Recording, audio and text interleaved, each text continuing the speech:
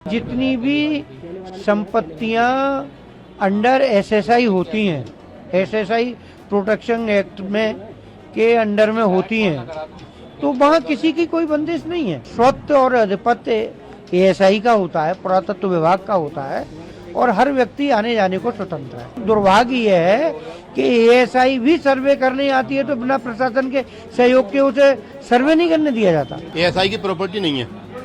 ASI जो है केवल और केवल कस्टोडियन है, देखभाल करने वाला। देखिए, जितनी भी संपत्तियां अंडर एसएसआई होती हैं, एसएसआई प्रोटेक्शन एक्ट में के अंडर में होती हैं, तो वहाँ किसी की कोई बंदिश नहीं है, क्योंकि एक तरह से स्वत्व और अधिपत्य एएसआई का होता है, पुरातत्व विभाग का होता है, और हर व्यक्ति आने जाने को स्वतंत्र है।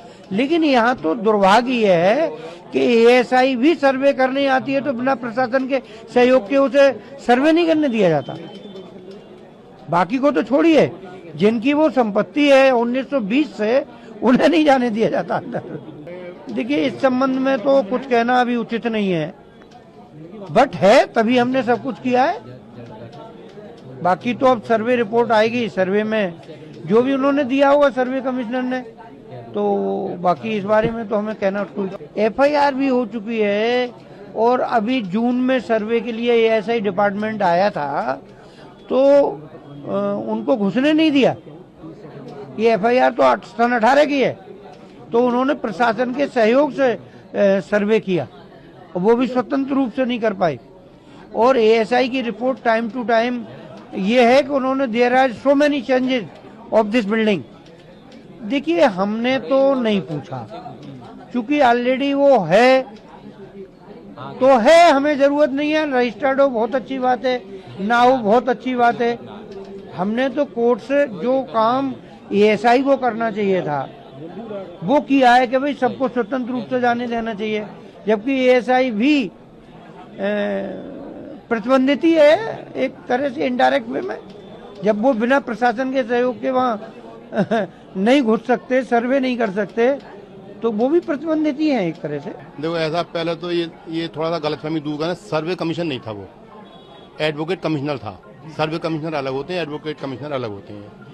एडवोकेट कमिश्नर नियुक्त हुआ, वो उन्होंने 19 तारीख को कमीशन किया, उसके बाद में 24 को कमीशन किया, उसके बाद 29 को उन्होंने टाइम मांगा, फिर टाइम मिल गया, आज फिर उन्होंने टाइम मांगा है, तो उस पर हमारी ओर से आज आपत्ति आएगी। कमीशन नहीं होगा अब दोबारा, कमीशन भी नहीं होगा, और टाइम अदालत चाहे तो दे सकती है उनके लिए, वरना उम्मीद कम है टाइम देने की। नहीं देती है टाइम तो क्या पूरा आज ही फिर रिपोर्ट? हाँ, आज ही देनी पड़ेगी रिपोर्ट। तो अभी तो खोल नहीं सकते लिफाफा? नहीं, लिफाफा नहीं खुलेगा। अच्छा, तो हाई कोर्ट के लिए मूव कर गए आप लोग? हाई कोर्ट के लिए कल जाएंगे हम। कल जा रहे हैं? हाँ। तो क्या उम्मीद लग रही है अभी तक, क्या न्याय होगा वहां से? भैया, हम भी न्याय लेने जा रहे हैं, दूसरी पार्टी भी न्याय मांगी, वहाँ न्याय होगा, हम ये समझते हैं। कल हाई कोर्ट क्या कहना? एएसआई की प्रॉपर्टी नहीं है। एएसआई जो है केवल और केवल कस्टोडियन है, देखभाल करने वाला। उन्हें कोई अधिकार नहीं है एएसआई को। देखिए, एफआईआर होना अलग चीज है। एफआईआर केवल उन्होंने इस आधार पर कर दी, रेलिंग लगा दी मस्जिद में एंट्रेंस करने के लिए, उस पर उन्होंने एफआईआर कर दी। मिल्कियत का मुकदमा 300 साल पहले हाई कोर्ट से तय हो चुका है मस्जिद के पक्ष में। रिपोर्ट पेश कर देते हैं तो वो उसमें सील्ड रिपोर्ट जाएगी, वो रख जाएगी फाइल पे। सुप्रीम कोर्ट का ये कहना है कि सील्ड जो है रिपोर्ट ले ली जावे और खुली न जाए।